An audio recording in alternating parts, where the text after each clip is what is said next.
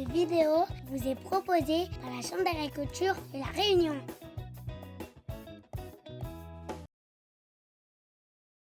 La canne à sucre est la principale culture présente à l'île de La Réunion. Sur les 42 000 hectares de surface agricole utile du département, près de 24 000 hectares sont dédiés à la culture de la canne. Cette surface représente une production d'environ 1 800 000 tonnes de canne à sucre chaque année. Dans l'itinéraire technique de la canne, les exploitants agricoles sont confrontés à deux contraintes majeures.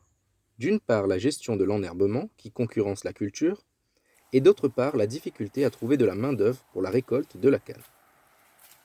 Concernant le problème de la récolte, des coupeuses mécaniques permettent de pallier la difficulté à trouver des salariés.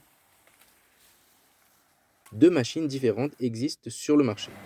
La coupeuse de canne tronçonnée pour les terrains plats situés dans les bas de l'île et la coupeuse dite PI pour les terrains plus pentus des hauts de l'île.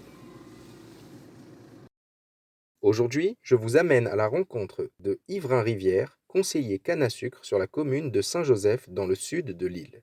Il vous parlera de sa méthode pour maîtriser l'enherbement de la canne par la gestion de ses pailles. Cette vidéo détaille la mise en œuvre d'une méthode permettant de diminuer l'utilisation des intrants phytosanitaires et d'améliorer les conditions de travail de l'agriculteur tout en préservant le potentiel de rendement de ses parcelles. Il n'y a rien qui vaut le travail manuel. Le travail manuel, les coûteux, les longs, tout ce que je connais. Mais il n'y a rien qui vaut le travail manuel. Mais pour une mécanisation, arriver à ce niveau de finition de travail qui ressemble au travail manuel, comment j'ai vu ça? Il me dit, bon, on en parle ça, un bon collègue, il était en réunion en canne avec le GBA de fois. Il dit, viens voir. À la coupeuse pays, cette méthode s'articule autour d'une gestion des cannes à sucre par bloc de 5 rangs. Les cannes sont coupées et placées en ligne continue, pas trop épaisses, pour faciliter les paillages. Les lignes de canne sont disposées au milieu du bloc. Les lignes de canne à sucre sont ainsi organisées afin que leur remplacement serve d'aller au chargement des cannes. Au niveau de la parcelle, les bandes sont disposées de sorte que les troncs et les sommités soient vis-à-vis. Les paillages mécaniques à la coupeuse pays intervient à ce stade de la coupe. Cette opération s'effectue à l'aide d'un peigne agrippé dans la pince de la tête de coupe. En positionnant la coupeuse sur les feuilles, l'opérateur bloque les cannes sous la machine. Une fois les cannes bloquées, l'opérateur peut ainsi dépailler les cannes.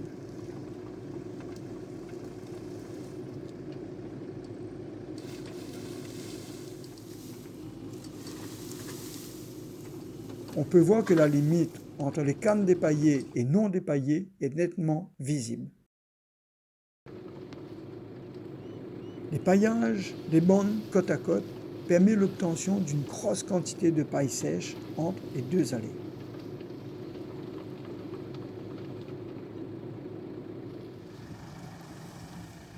Ensuite, l'agriculteur commence à charger les bandes de canne à sucre.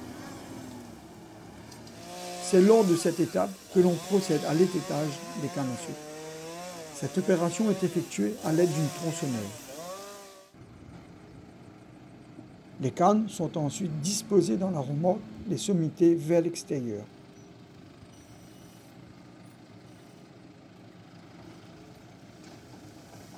À ce stade, on observe les tas de paille vert sur le rang 1 et 2, l'allée de canne à charger sur le rang 3 et les bandes de paille sèche sur les rangs 4 et 5.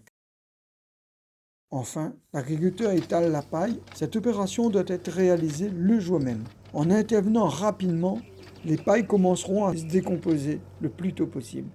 En moins de 7 heures de temps, cet agriculteur coupe, épaille, charge et livre sa remorque quotidienne de 12 tonnes. Dans ce laps de temps, il procède également au paillage de la parcelle, afin d'obtenir 15 cm d'épaisseur de paille.